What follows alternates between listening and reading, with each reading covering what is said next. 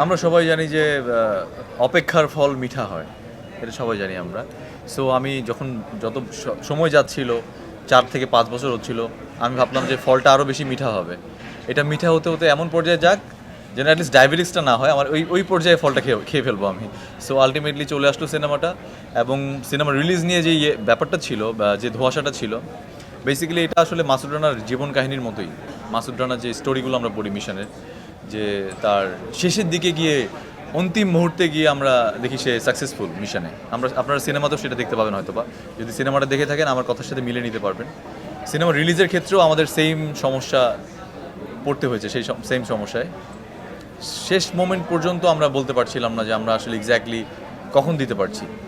এবং আমাদের কাছে অনেকগুলো ফোন কল আসছিল।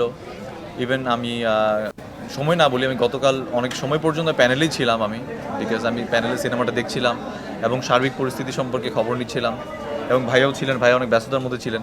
সো আমরা লাইক মাসুদ রানার মিশনের মতোই সিনেমাটা রিলিজটাও একটা মিশনের মতোই ছিল আমাদের লাইফে।